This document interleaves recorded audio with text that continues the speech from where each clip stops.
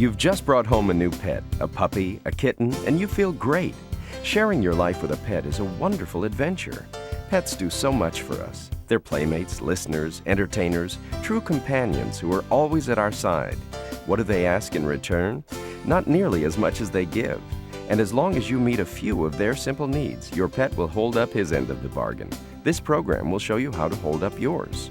As the world's leading authority on pet care and nutrition, Waltham has devoted more than 60 years of research into the field of pet development, nutrition, biochemistry, and the caring science of veterinary medicine. In the next few minutes, we'll talk to experts in pet care, and we'll hear from new pet owners like yourself, all of whom will help you and your new pet become friends for life.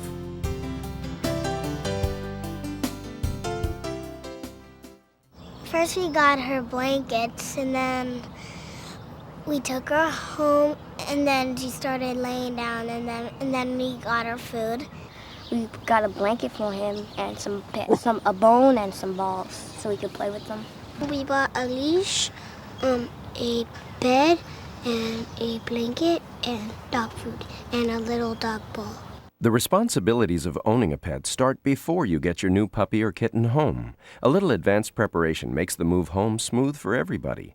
To care for your pet properly from the very beginning, you'll need some basic supplies. Your pet needs separate pans for food and water. For puppies, the pans must be large enough for her to fit her muzzle all the way in. For kittens, the pans must be shallow and wide so they don't scrunch their whiskers. And remember to keep fresh water available 24 hours a day. Dr. Jim Sokolowski, Senior Veterinarian with the Waltham Centre for Pet Care and Nutrition, explains some of the other things you need to do to get started. Once you decide whether you're going to get a puppy or a kitten, you should pick a really high-quality puppy or kitten food. Waltham Formulas put a lot of effort into creating very high-quality products that are designed for really any size dog or cat. Many years of research, over 60 years of science behind the development of these products to ensure that the pup or the kitten grows at the right rate for their breed or type, so that they become a very healthy, mature adult animal. Before you take that puppy or kitten home, you need to make sure your house is puppy or kitten proofed. Determine if you've got any plants that may be dangerous to that puppy or kitten, particularly something like rhododendrons, poinsettias, and things like that. If you've got a car that's a little bit older, you may want to check to see if any of the coolant has leaked, because antifreeze is very, very toxic to dogs. Puppies and kittens are born explorers and have a knack for opening cabinets. If your new pet finds household cleaners, there may be trouble. So keep them secure or out of reach. You'll be taking that new puppy for plenty of walks, both for exercise and housebreaking. A lead or leash with the collar for her is essential. And for your kitten, a harness and leash if you want to take him on a controlled walk. It's always best, too, to pick a collar and even a leash that has some reflective material on it, because if you're walking early in the morning or late in the evening, at dusk, for example, when it's hard to see, if you've got some reflective things on, it's a safety device for you and that puppy or the kitten. A tag that identifies the name, your name and address, and a phone number. So just in case your puppy or kitten gets out, that somebody who finds that animal can make sure that it gets back to you. She sleeps like under a drawer, but it's like a big space, and it's like that big. It had little blankets on the bottom. He sleeps in my mom's room. You have to get into bed first to stake your claim, because if she gets in, she's not moving. Sometimes he sleeps in the house with us, or he has a doghouse in the backyard. Selecting a place for your dog or cat to sleep is really your choice, whether it's on your bed, which may or may not be a good idea. For a cat, I'd recommend that you bring home maybe a couple of small beds, or else get a cardboard box. Cats like to get in something, stay on something. But they're going to select several different sleeping places during the course of a 24-hour period. For the puppy, it may not be as important. Blanket certainly is good, an old quilt, something of that nature, but there are some very nicely done commercial beds that could be brought home for that puppy as well. Another thing you might consider is crate training. We've used that in a number of pets in our family. I have a number of friends that have done that. I personally like it because it gives the pup a place to go. It's his hiding place, particularly if there are children in the family or other pets. This puppy needs to sleep a lot. They're going to probably spend two-thirds of their time the first several months sleeping. Here's a place they can go, get out of the way, and it's their place. It's nobody else's place. It also helps you in teaching the animal that when they get in the crate, it's not necessarily a harmful thing. Now we're just going to put him in here for a minute so he gets used to it, and then we let him out so he knows he can get out. Yeah, that's right. You can come out now. Come on. Good duck. You may want to use that crate to transport that puppy to go to the veterinarian, to go on a trip, to go to the boarding kennel, whatever it happens to be. With a new puppy, you'll need to house train him. We'll talk more about this later. But all your kitten needs to get started is a litter box with litter and a slotted scoop for cleaning. Make sure that the sides of the litter box are low enough for your kitten to handle. A kitten should also have a sturdy scratching post. The scratching post should be made of a rough material and be stabilized so it won't tip over and scare your kitten off. Both of them are fairly long-haired cats, and they shed a lot. So I find that brushing them regularly not only gets rid of a lot of the excess hair, but it also keeps their coat very shiny. Macy gets a shower once a week. That's good for her because the salt water, it can irritate the skin. So we try to keep Macy free from that.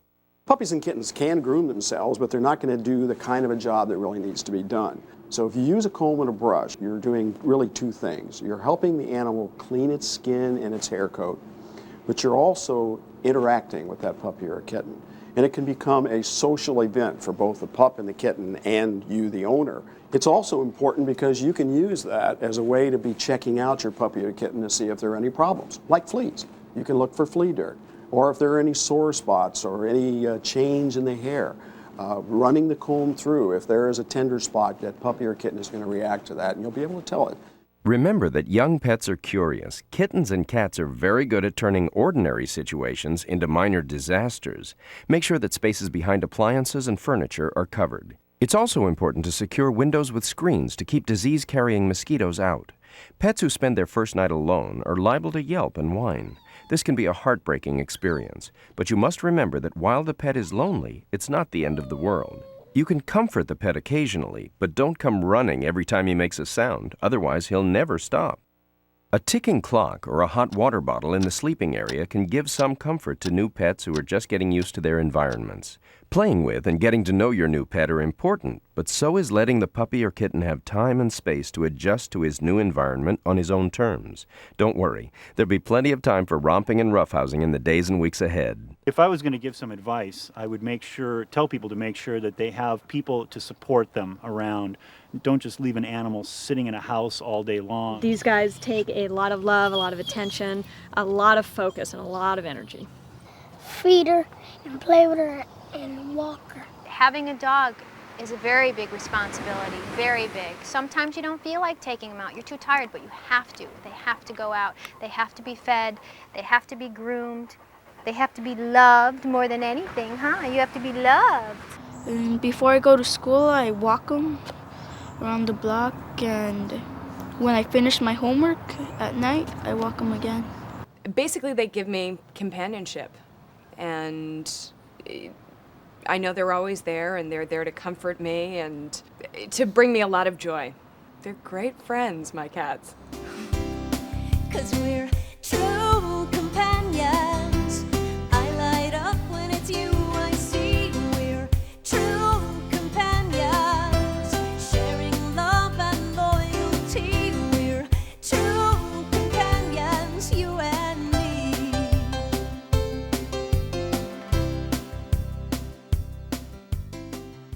It's very important what you feed your dog. Very important. For digestion, for their coat, for their teeth, everything. So many people think that you can just go to the supermarket and pick up any old cat food and feed that to your cats. For me, it's not that simple. It's really important to make sure that your cats have the proper nutrients, just like you would feed yourself. He needs to eat a lot of food so he can grow up and be healthy and run fast. He eats so much so he can get healthy. I would never even think of buying her a cheap brand, ever. One place where people take pet food seriously is the Waltham Centre for Pet Nutrition, located in central England. For more than 60 years, the Waltham Centre has been a leading researcher and developer of high-quality foods for pets in all stages of life, including those just starting out. The efforts and expertise of the dedicated staff at the Waltham Centre have gone into the development of Waltham formula diets for cats and dogs. In feeding your puppy and kitten, you want a high quality, not high quantity food. They require very concentrated nutrition because their stomachs are quite small. Waltham growth diets for cats are specifically designed to deliver to the kittens just what they need. Kittens and puppies will put just about anything in their mouth, but taste and smell is very important to them. So we have to make sure that we specifically design products to deliver something that's acceptable day in and day out to those kittens and puppies. When you bring your young puppy home, it's been used to having access to food quite often. You want to start out your puppy with 3 to 4 meals a day, spaced across the same time frames every day. As the puppy grows older and gets to about 6 months old, you can switch it to 2 meals a day. You have to remember that a kitten's stomach is almost as small as your thumb, so it requires concentrated meals, but very frequently. You can give your kitten free access to dry product or feed it 3 or 4 meals a day if canned. If you just give your cat or dog table scraps or food for you, it won't get the proper nutrients. For example, cats need specific levels of vitamin A or taurine. Dogs need specific levels of calcium and phosphorus. So you want to give them a balanced diet like Waltham Formula Growth so that they can have a good foundation for the rest of their lives. Cats have a very specific requirement for taurine. It's an amino acid-like compound. Without it, kittens will go blind. Waltham formula diets, based on the research at the Waltham Centre, have always been supplemented with taurine. I finally found Waltham, and they love it. It's very important to feed the dog the high-quality nutritional food. I think taste matters a lot to them because when they were growing up, I tried different foods, and sometimes they would have reactions to the food. And this particular food costs a little bit more, but they've also, their coat's really shiny, their teeth are bright, and I've had no problems with it. Waltham Formula Life Stage Diets are specially formulated for every stage of your pet's life. You can find the right diet for your pet at your local pet specialty store or selected veterinary hospitals. Look for your free trial offers inside the Waltham True Companions Handbook, good towards any Waltham formula diet. Your pet deserves Waltham.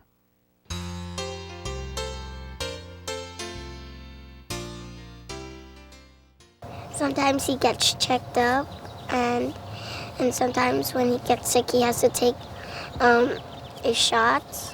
When we go to the vet, she looks in his eyes, ears, nose, and mouth and makes sure he's healthy. They look at his legs to see if they're in line and they're okay.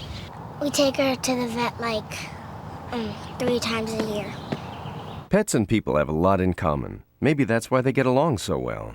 But they both need to stay healthy to stay happy. We've already seen how a proper diet can help a puppy or kitten get off to the right start. Something else new pets need is a program of regular preventative health care. Hi, Nicole. I'm Dr. Rohde. Hi. Who is this? This is Cairo. Hi there. How are you? Real good. I'm Dr. Moyle, and this is Larissa, my nurse. And how old is Cairo? He's 5.5 months right now. Oh, how has he been doing? He's been good. He's been real good. Healthy, running around like a little kitten. Good. How long have you had Porter? We've had him since he was about 12 weeks old. Great. Well, we're going to do a physical exam today. First off, we're going to start at the tip of the nose and kind of work our way back. Has he had any eye discharge or anything like that? No. Good. His eyes look very clear. He's got beautiful blue eyes. Yeah. These eyes are nice and clear. There's no discharge. The white of the eye is white. These are things you want to look for. And then we'll look in his mouth. He still has a little bit of his little baby teeth, the little sharp ones behind. Yeah. Right in the back. And He's been losing them though. Good. Should lose all of them by about 4 to 6 months. It depends. We're looking for nice pink gums. And these gums are, big yawn. And then actually one thing when you're doing at home too, one good way just to kind of make sure that everything is going all right is just to run your hands over him. Okay. You can feel for any lumps and bumps or if anything hurts. All right. Or anything abnormal. Next we can look in the ears, and this is real easy. You can do this at home as well. These ears look pretty clean. There's minimal discharge. Well, Cairo looks great for about a 5.5, 6 month old cat. After his neutering in the next couple of weeks, it'll probably be another good 6 months before we see him again. Okay. So, good couple of things to check at home while you can. is just check and make sure his eyes stay as pretty and clear as they are now. All right. They should be free of any discharge or any discoloration. They shouldn't be painful to open. When should I get his booster shots and his vaccines? Okay, he's old enough to start his vaccines now. Those need to start about at 6 to 8 weeks of age, and you'll be doing boosters every 3 to 4 weeks until 16 to 18 weeks of age. It's really important you stay on top of that booster series. We need to see you at least every 3 weeks. You have to remember that these guys are aging about 7 years for every year of yours. So that's why it's so important that if anything happens at all, that you bring him in right away, because things are happening very, very quickly for him during his life. Okay. All right, he looks fantastic. Okay, Good super.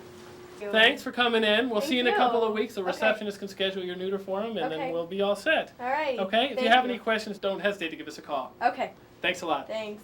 Bye, Cairo. Regular trips to the vet will ensure that your new puppy or kitten stays healthy, but there are some easy steps that you can take between visits. Dr. Jim Sokolowski explains the Waltham 5-point health check that you can do at home. Really important part of an overall wellness program is for you as a pet owner to learn how to do a 5-point health check on your puppy or your kitten. Number one, check the teeth and the gums. Pull the lip up, take a look at the teeth, take a look at the gums, take your finger, press on the gum. When you let the finger off, there will be white, but then it should become pink again, indicating that the animal's healthy. Number two, check the eyes and the ears. And with the eyes, you're looking for any discharges, any broken blood vessels, any cloudiness. Look at the edges of the eyelids and see if there's any accumulation of matter. Take a look at the ears. Look inside. You see discharges. Is there any kind of bad odor coming from the ears? Those could both indicate either ear mites or an infection. Third point is skin and hair coat. There you can use your eyes and your hands again. You look for a nice shiny coat, for example, in a black puppy or in a kitten, and make sure that how the hair feels. Should feel soft, or in the case of a curly coated animal, it should feel rough and so forth. And the fourth thing is, while you're doing the check of the skin and the hair coat, dig in a little bit deeper. You're looking for lumps, bumps, bruises, scratches, and so forth. Finally, the fifth item, weigh the animal on a regular basis, and again, use your hands as you're examining the animal. You should be able to just barely feel the ribs through the skin and the fat overlay. Don't overfeed, because a fat puppy or kitten is going to wind up more than likely being a fat adult, because you can't get rid of the cells, the fat cells, once they've formed. I take them to the vet about every 6 to 8 months, depending on the situation. I take Macy to the vet twice a year. That's the norm. Feed her good food, get her lots of exercise, regular visits to the vet. I try to take them in at least twice a year. The vet checks everything, their coat, you know, basically they've always been healthy.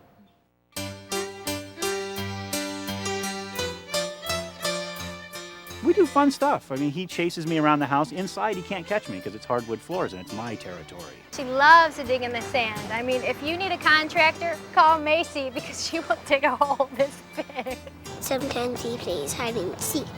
He likes to play catch the ball, and he likes catching bones when I throw it.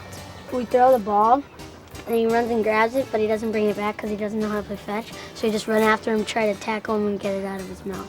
Most of the time we play tug of war with my sock, and he plays soccer. She can do sit, lay down, sit and stay, and then she could jump up and grab the tree. Some owners like to train their pets to do tricks. Others like to spend time together like old friends.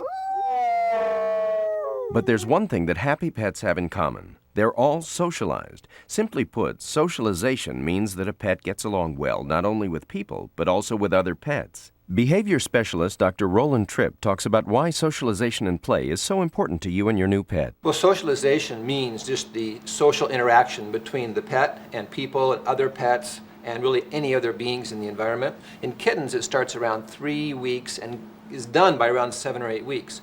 In puppies, it doesn't start till around 6 or 7 weeks and goes through about 4 months. So this is the critical time for the puppy or kitten to have certain positive experiences that then will set the stage for bonding or the relationship, the social relationship, for the rest of their life. Children and pets just naturally go together. Now the key is to introduce them correctly. Try doing it when the puppy or the kitten is already relaxed, and just introduce an infant very slowly and gently with a lot of fluid motion to communicate that it's relaxed and it's not a threat because it's new and it may move funny. Do you want to pet her? Yeah. And the way you're going to do this is nice and gentle. Why doesn't Joshua try? Nice. Look at him. You want to look at him? Yeah, nice and gentle. Never leave them alone with the puppy or the kitten, but teach them how to interact gently. So what we want to do is teach them how to develop this bond, this lifelong communication that then will be with them and be the source of their joy and their whole life from then on. Play for the puppies and kittens is essential. It develops balance, cardiovascular, their respiration, it's play, hunt, so they learn the skills that go with that. All those things are really important for the development. But for us, it's just plain fun entertainment. You get to play with them, and it also develops the bond between the two of you. Both kittens and puppies love toys, and we want to provide several toys with them. Dragging things along for kittens, the flutter types of things. They love to jump and chase and so forth. Same thing with dogs. You want to give them something to do. Throw things, balls. We can have chew toys that they can chew on and teach them to chew. Many people just give the dog a chew and wait for it to happen. You have to teach the dog to chew. That is by putting it in the mouth, praising them. Ignore them unless they have it, and then give them attention when they have the chew in their mouth. A puppy or a kitten becomes fearful mostly from lack of exposure. And many people, in their best of intentions, try to protect. Well, in reality, it's harming. What they should be doing is getting proper vaccinations, getting proper worming and so forth from the veterinarian, and then try to expose the puppy and the kitten to as many positive experiences as possible during those important socialization periods. New pets need to feel as comfortable with each other as they do with people. Puppies in particular benefit from the company of their peers. Lynn Adams runs Puppy Pals, which brings puppies together to play and socialize. It's important that dogs get together and play so that they develop socialization and then they get their exercise. Dogs are pack animals by genetics. They're used to being in a family with other dogs and with a social hierarchy within that family. That's something that they need. It's programmed genetically into them. So with Puppy Pals, we do have a hierarchy within each of our groups. We have our pack leaders, and we have the ones which are more submissive. And it's important that when they come into the group, they figure out where do they belong in their family. And the other thing is purely exercise. Dogs used to have jobs.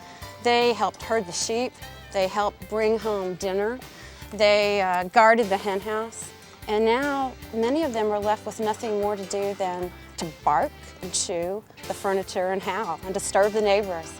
Dogs need play to build up their strength and to build their coordination. And we humans can play with the dogs, but it's never as physically intense as when dogs are together. So when they are together, the experience for them is just tenfold better. When you think about disciplining, particularly a dog, what you don't want to do is hit them, because dogs do this. This is called a solicitation gesture. They're asking for something. So if you hit them, it just confuses them, and it makes you an unreliable leader. What you should do instead is to try to teach them, that's wrong, this is right, and correct them by showing them the correct thing to do. Other corrections you can use in puppies is just walk away and close the door. This social isolation is a form of reprimand.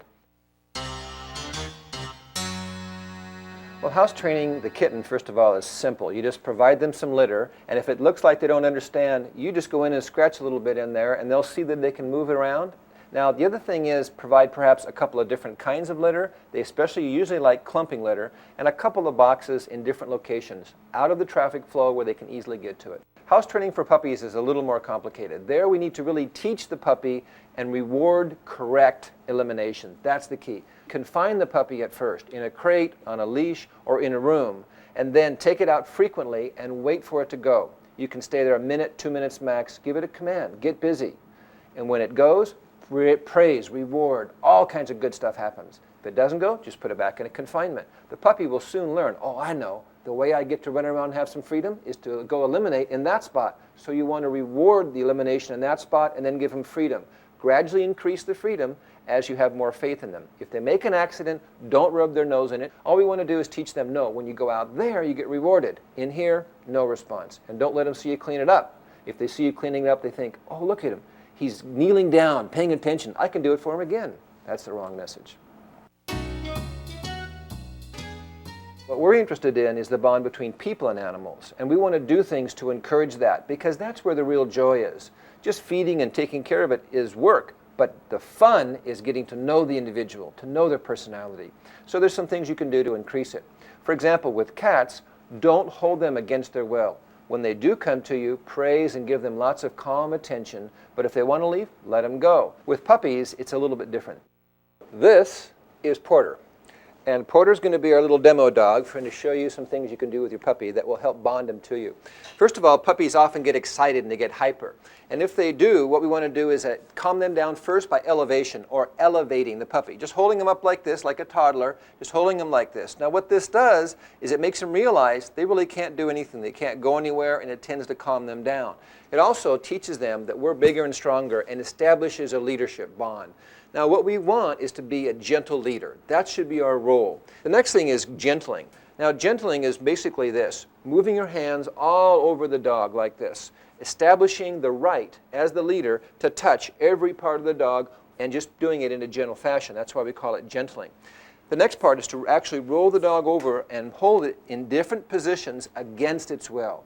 Not so that it panics. If it panics, you just let them up and it says, you went too far too fast. Back up. And then begin moving your hands all over their body and establishing, as the leader, the right to control their body against their will. So if they struggle a little bit like this, just hold them still and wait till they relax.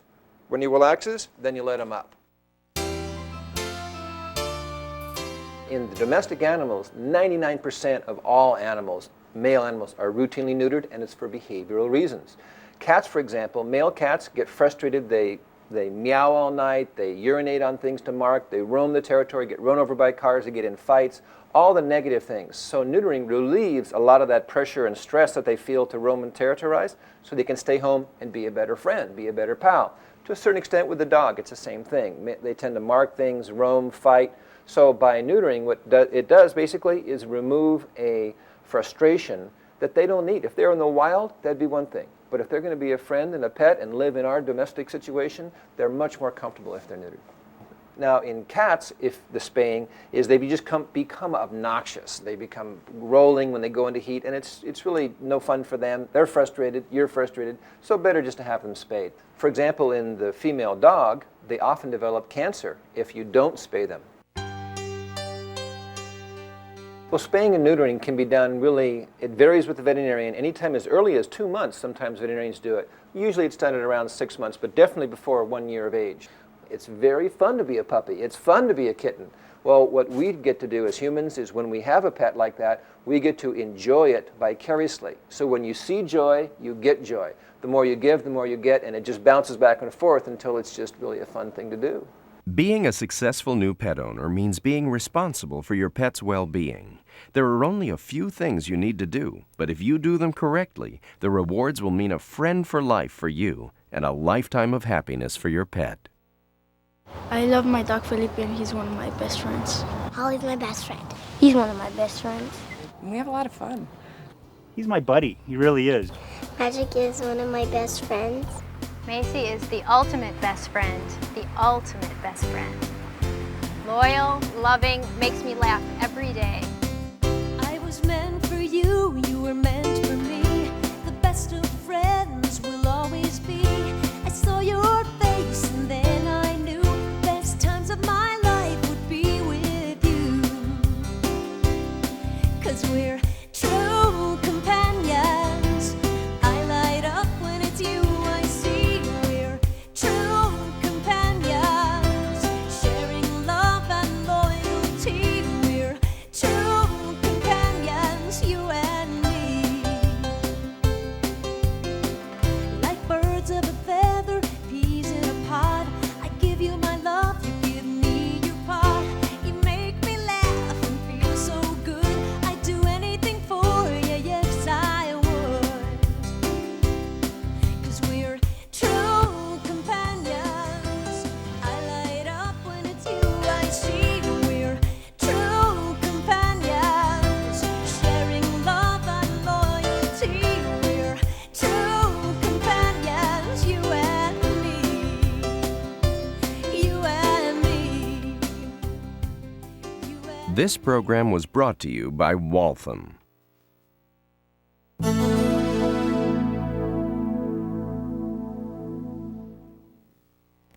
Waltham Formula, the healthy advantage. Waltham, the world's leading authority on pet care and nutrition.